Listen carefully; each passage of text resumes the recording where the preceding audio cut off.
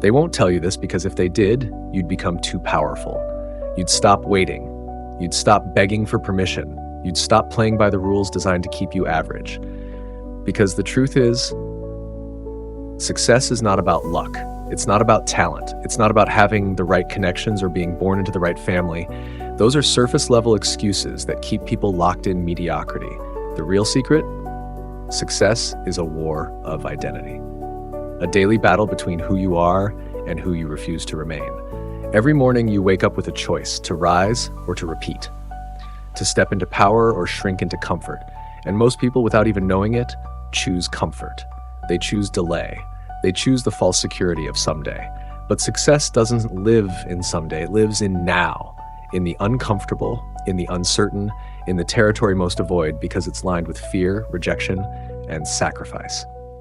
They won't tell you that success demands your suffering, not in a masochistic sense, but in a sacred one, because growth is born from tension, from friction, from resistance. Steel becomes sharp only when it's forged through fire. And you are no different. You will be tested, you will be broken. You will face nights of doubt so heavy, your own reflection will look unfamiliar. But understand this, the pain you feel is not punishment. It's preparation. Thomas Edison failed over 10,000 times before bringing light to the world. That wasn't failure, that was tuition. That was the price of mastery. But what separates Edison from the millions who never make it is that he kept going. When the world said stop, he whispered, "Not yet." That's the mindset required. Success doesn't come to the smartest, the strongest, or even the most gifted. It comes to those who refuse to surrender. Those who have the audacity to believe in a vision no one else can see, and the discipline to build it when no one is watching. They won't tell you that belief is more powerful than intelligence, that the mind, when harnessed, is a weapon of creation. Every skyscraper, every business empire, every world-changing invention, it all began as an invisible thought, a whisper in the mind of someone unwilling to let it die. Andrew Carnegie was born in a one-room shack in Scotland. Dirt poor, no status, no education, but he had a vision, and that vision consumed him. He studied, he served, he sacrificed, and he rose not because someone handed him a throne, but because he built it from the ground up. He didn't wait for the world to believe in him. He believed in himself first and then forced the world to follow. That's the truth they don't teach you. They teach you to fit in, to follow, to comply, to stay in line and do what's safe. But safety is the enemy of greatness. Comfort is the graveyard of potential. You were not born to fit inside a box. You were born to build one and break it. Success begins when you finally decide to take full radical responsibility for your life. Not your parents, not your boss, not the economy. You. You are the writer of your story. The world will try to hand you a script, tell you who to be, what to want, how to live. But the great ones, they rip that script in half. They write their own destiny in blood, sweat, and unshakable belief. Do not mistake vision for fantasy. Fantasy lives in the clouds. Vision lives in the trenches. It's not about daydreaming. It's about execution.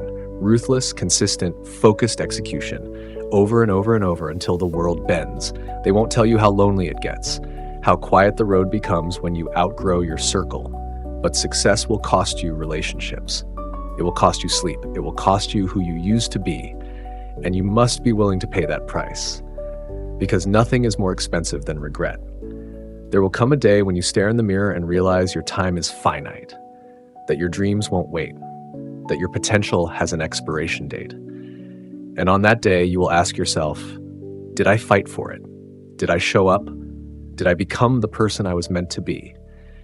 And if the answer is yes, no amount of money or applause can match that feeling, that quiet knowing that you gave life everything you had. But if the answer is no, if you sleepwalk through this existence, numbing yourself with distractions and excuses, you will carry a weight far heavier than failure. The weight of what could have been. You don't need more motivation, you need clarity. Clarity of purpose, clarity of identity, clarity of what you are willing to endure for the life you say you want. Because the universe does not respond to wishful thinking. It responds to bold action. It rewards the man or woman who shows up every day with grit in their gut and fire in their chest. Walt Disney was fired from a newspaper for lacking imagination. Imagine that, fired by someone with none. But he didn't quit. He didn't internalize the rejection. He transmuted it into fuel. And with that fuel, he built an empire that now inspires the imagination of billions. You see, it's not about what the world thinks of you. It's about what you think of yourself when no one is clapping, when the lights are off, when the voice in your head says you're not good enough. That voice lies.